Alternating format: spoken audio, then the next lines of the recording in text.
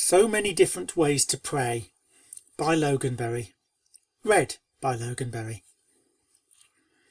On Nightmare Night it can be fun for ponies to be scared by one of Miss Sakura's ghostly tales, such as this year's. What it entails is quite spine-chilling, for it tells of creatures who are naught but shells, who look like ponies at a glance, but who in fact will make you dance with fear and horror, for there can be nothing worse than finding an example of these awful things. So when I say that this tale brings these terrifying mutants to the town we love, Ponyville, who can claim they've not seen the abyss? Sleep with the light on after this. Now gather round me, children, and then you shall hear a story, no, not daring do, more thrilling still than that intrepid mare, more frightening than Fluttershy and Bear. For this, my little ponies, is the tale of how a colt went far beyond the pale. What did he do? I'll tell you by and by, but first of all, please have some apple pie. It's really rather tasty. Thank Big Mac for bringing it. Who baked it? Applejack. Oh, do be careful, southern skies. Watch out, stay on the ground, and don't give me that pout. Behave now, every pony, and be still.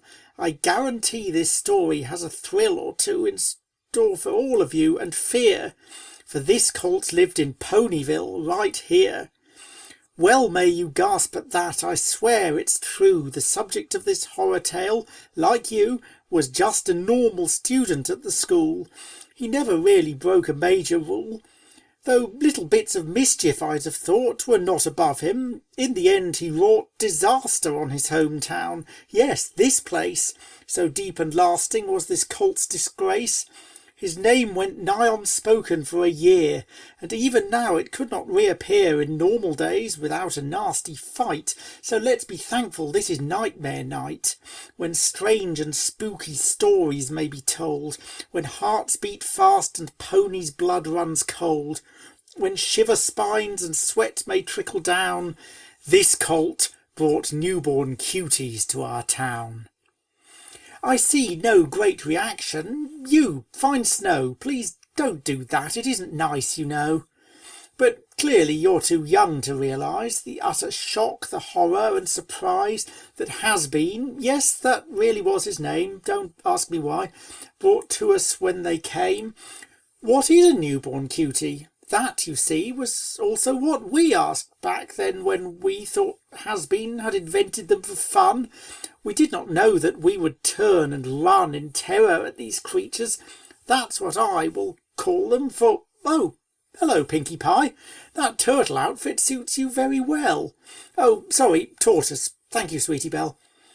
These creatures, as I say, really cannot be reckoned ponies, not one single jot. At first glance they may seem equine as us, with hooves and manes and tails and such like. Plus they understand us well, and they can speak, can talk to ponies, though their voices squeak. However, young ones, should you ever dare to chance upon a cutie in her lair, and summon up the courage for to gaze upon her countenance, then in a daze, and surely horrified you'd have to gawk. Their mouths they do not open when they talk. Their lips are fixed, their tongues unmoving too. A very scary thought to me or you. Just why these creatures operate like this is quite unknown, though it would be remiss of me to pass on blithely and not say that neither do they eat delicious hay. I frightened you, I see that, but in fact what may have even greater an impact is that these newborns live not in the wilds, but on their own in houses. Though a child's appearance is their public face, it's thought there must be something deeper, that there ought to be an explanation. Can it be their habit of inviting ducks to tea? Right, who said Pinkamena? That's unkind. Apologise, Blue Glint. I've half a mind to stop this tale of woe right here and now, and send you home. Be thankful I'll allow you all to stay here with me, but you must behave yourself much better. Well, I trust that's put an end to silliness. Now hark, for this is where my tale becomes quite dark. You see, Has-Been was playing on the plain and galloping along after the train to Canterlot, but day was almost done, and with a jolt he realised he'd run so far away that he was lost, because he saw no friends, had no clue where he was. Earth pony as he was, he could not fly to have a look about him from the sky. He had no magic spells to help him out, and in his mind there grew a sickly doubt. Perhaps his friends and parents did not know where he had gone. It was a bitter blow. He stood alone and frightened as the dark began to close about him. Then a spark of hope coursed through him like a blinding flash. He called out for his hero, Rainbow Dash! The Pegasus was young then, as you know. This story happened quite some years ago, so some of you were barely even born. But fame and glory were what she had sworn already to achieve before too long. Determination had she clear and strong to gain admission to the Wonderbolts, so it was not surprising that the colt's attention turned to Rainbow even then. He hollered, "Help! Please help me!" once again. And then out of the corner of his eye a flash of cyan did our Has-Been spy. His joy was unconfined, it filled his heart, but when he turned he gave a sudden start. "I'm Rainbow Dash," he heard, but other things fell on deaf ears. This filly had no wings. Not only that, her mane a pinkish hue, her eyes were multicoloured, staring too. She could not be our Rainbow, that was clear. The colt he shivered in the grip of fear. For when she'd spoken he had had to flinch. Her lips, they'd stayed quite still, not moved an inch. At last his muscles overruled his brain. He turned and galloped out across the plain. He knew not where he went, for good or ill. By chance he headed back to Ponyville. The Rainbow Dash impostor crawled behind, her gait unnatural to pony kind. When Has-Been risked a rapid backward look, he almost froze with terror. And what shook him more than anything had done before was not one newborn cutie there, but 4.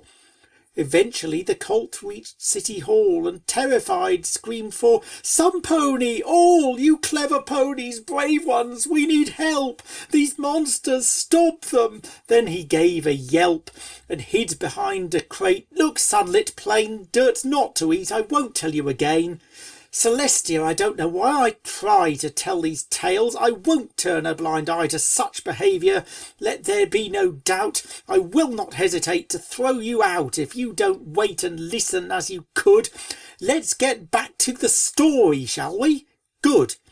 From Has-Been's hiding place he saw quite clear a little orange cutie face appear. A gasp he stifled, for quite well he knew that newborn based herself on Scootaloo. Another looked a bit like Sweetie Belle, though with a manic grill dredged up from hell. Tartarus, as you call it, for its name in your country and mine is not quite the same. The final creature crawled in from the dunes, like Pinkie Pie her cutie mark balloons. But she was just a baby, so how could her mark be there? Let it be understood. The pattern was not on her hide like mine, but printed on her clothing. The design was just like Pinkie's, how I do not know. Some terrible strange magic maybe, though our ponies didn't have the time to pause and think about such niceties. The flaws of such an action surely all too clear to you, though you weren't here that fateful year. The one who looked like Scoots bounced up and down. She shook her head and giggled like a clown. And though we asked her what she meant by that, she only answered, "Butterfly!" Then sat unmoving by a duck pond with a gaze so vacant that she might have lingered days, before some pony realised that she was not in fact a statue or a tree, as Fluttershy would doubtless understand, but newborn cutie, featureless and bland. Whatever could we do? There was no choice. Though we were scared, we had to find a voice. and tell these mutants that they all must leave our town at once, for though we do believe in welcoming and friendship, there are still some limits when we're actually made ill. The cuties were now roaming wild and free all through the town. Then Pinky suddenly leapt up, looking hopeful, clear and bright, and said, "A newborn's like a power sprite." I'll tell you of those later when we're done. Let's not get sidetracked, Cricket. There's just one last thing I have to tell you, which is how we don't have cuties with us here and now. For Pinkie Pie's quick brainwave was unsound, as there was not one tuber to be found. It was in fact young Has-Been who espied an old book on the ground. He looked inside, and there was what we sought, a magic spell. We cast it, Scoots, Dash, Pinkie Pie and Belle, at least their newborn versions. With a crash, they vanished in a poorly rendered flash.